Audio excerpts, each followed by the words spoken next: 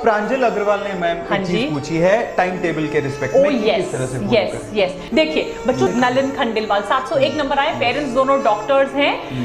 तो बच्चे ने सबसे पहले, अगर आपने उनकी इंटरव्यू देखी होगी बच्चे, और मैं हमेशा ये कहती हूं there is no shortcut to success, right?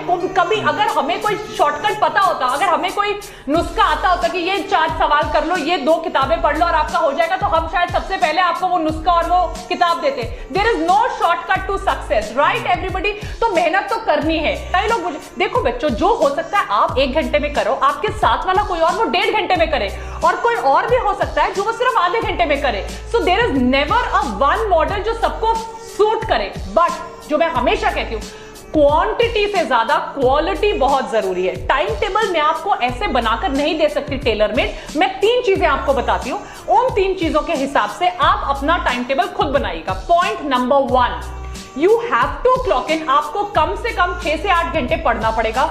वो सेल्फ स्टडीज है, आपके स्कूल, आपकी ट्यूशंस, आपकी क्लासेस के अलावा this has to be your self study which has to increase by the time you got close to the examination. ये तभी होगा या लेट नाइट पढ़िए या अर्ली मॉर्निंग पढ़िए। हो सकता है मैं बोलूं कि आप लेट नाइट पढ़िए पर आप अर्ली मॉर्निंग पर्सन है, so any one period of time either late night और early morning. Point number 1, you will have to get up.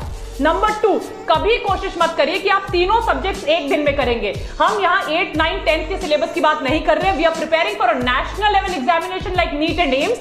हम एक दिन में मैक्सिमम 2 और ज्यादा डिटेल में एक ही सब्जेक्ट कर सकते हैं। ऑब्वियसली अगर एक सब्जेक्ट में आप थोड़े बोर हो रहे हैं, आपको कंटिन्यूअस लग रहा है, मोनोटोनस लग रहा है, तो आप सेकंड सब्जेक्ट पिक कर सकते हैं। पर आप चाहें कि अगर मैं फिजिक्स, केमिस्ट्री, बायोलॉजी तीनों एक दिन में कर लूंगा, नहीं होगा।